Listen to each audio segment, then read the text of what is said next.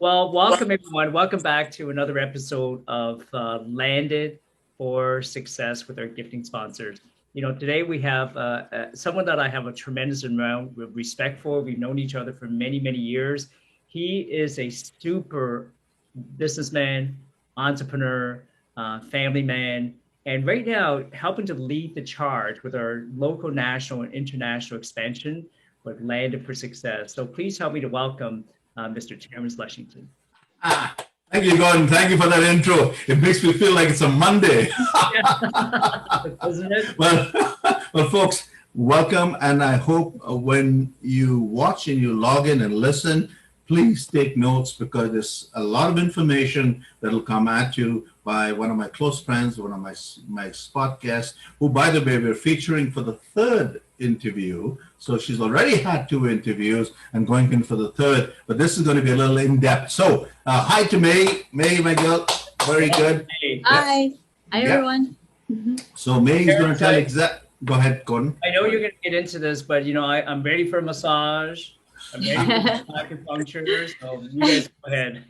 Oh, I'm ready for you. And it's true. It's true for those who are listening. May is so busy that once you get her number, once you get a contact, please book a time because you will be given a time because she is so booked up and tied up. So May, love you back. And I just want to get down to the nitty gritty because we do have about 20, 25 minutes to get down to this. So if you don't mind getting into little details as to what is traditional Chinese medicine.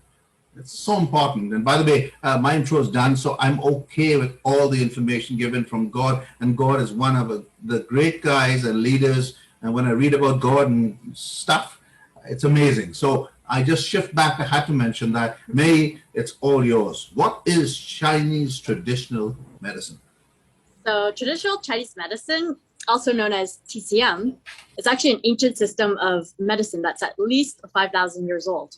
So it's made up of different modalities, such as acupuncture, cupping, herbal medicine, tuina massage, even moxibustion and qigong. So TCM is based on the theory that all of the body's organs are mutually support each other. So when an individual's organs and their functions are in balance, then they'll be healthy. So in order to maintain this balance, we have to make sure the yin and the yang of the body, or the energies, the yin and yang energies of the body are in harmony. So yin and yang are opposing but complementary energies believed to affect all life. So cold and hot are examples of yin and yang. So we see symptoms as an imbalance in the yin and yang energies of the body. So we try to correct these imbalances using the different modalities in TCM. So the better the balance, then the better one will feel emotionally and physically. So that's kind of the gist. Yeah. well, you know what? It takes more depth to understand more. And like I said, the only way to do it is to see you in person, talk to you and set up an appointment. I'm not trying to sell you on it. I'm not trying to sell the people on it. But if you don't try it, you won't know it. And it comes to my second thought of question that, how would you explain in your own words more details which each help the modality in what happens and how it works? Sure. So let's start with acupuncture because that's kind of the main modality used in TCM. So acupuncture involves the insertion of fine needles into specific points of the body in order to treat the imbalances of the body. So I can show you kind of just, as in general, what some like acupuncture needles kind of look like. So there's different lengths, as you can see. And then I have even smaller ones. So there's different sizes, kind of depends on what areas of the body I'm going to use them on. Sometimes the general question people have is like, how is it painful? Is it, how does it feel? Most people come in for pain and usually I tell them, what, your pain is probably more painful than what the needles will feel, right? So the needles, once they go in, they're just like a little, kind of like a mosquito bite. And sometimes people don't even feel it, right? But I also have these, which are called actually ear seeds, and they go into the ear just by the ears so that you stimulate specific points. So I will place them in specific areas. So if somebody wants to come in for, let's say, weight loss, there's specific points around the ear that can treat that, and they can just press on that. But yeah, so in how it works, like in Chinese medicine, so we see the body as having pathways or meridians running throughout the body, head to toe, where energy, what we also call qi, the vital energy, flows through these pathways. And so when the flow of qi in the meridians is blocked or weak or in excess, it manifests as different symptoms in the body, such as pain or anger or stress, right? So acupuncture is effective in releasing these blockages. And the less blockage of qi in the meridians, the better one will feel. Okay, so that's basically acupuncture. Another modality we use called tuina massage. So tuina, it's believed to be one of the oldest systems of body work. And tuina, spelled Tuina, literally means pinch and pull. So it's used to stimulate the flow of qi to promote balance and harmony within the body using the same principles of acupuncture. So, but instead of using needles, I'm using the fingers to work on those pressure points. And so tuina massage can be, done as a stronger deep tissue massage or as a gentle energetic treatment. So it kind of really depends on the specific needs of the patient. And it's often used in combination with acupuncture.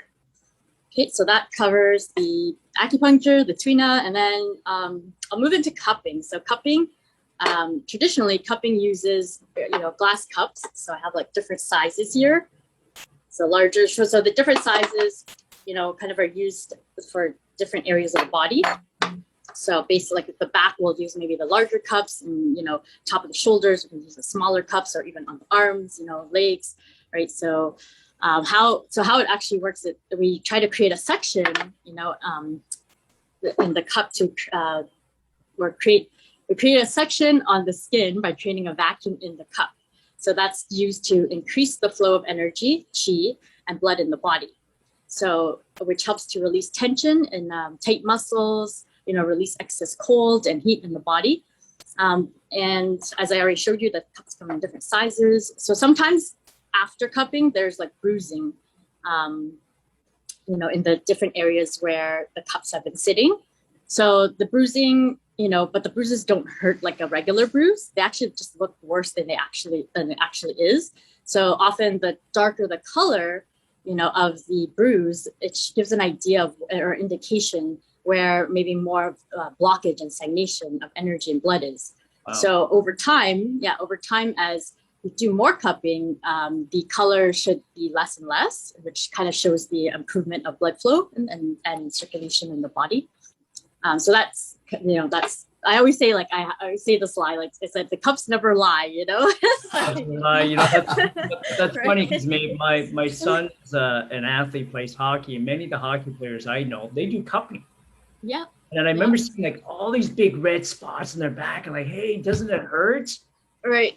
But no, they actually live for the day that they can actually go back and do cupping. Just an interesting question from my perspective. Can I ask you a quick question? Yes.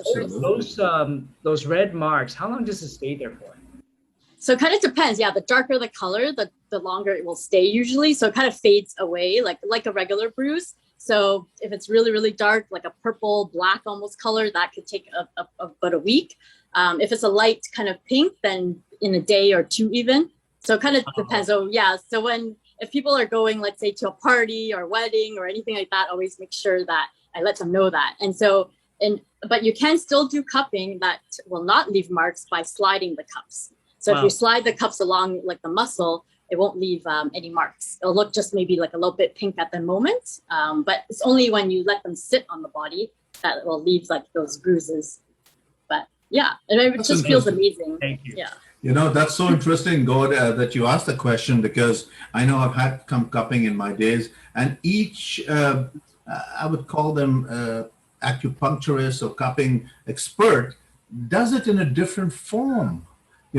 Some of them use the ash and they use the pen, or they use the coal, and it's all done differently, and it's very, very unique. But that's coming to the next part of what you do, and you surprised me because I suffer severely from gout. I mean, severely from gout. And you had mentioned to me that, Terence, acupuncture is one of the best things for gout. Yes. And I totally forgot because my mind was focused on other things. And I realized that, wow, I should have come a long time ago to you for the acupuncture. And of course, you booked me already in. I hope so. We'll get that going. So, Gord, is there anything else you might want to ask when I move?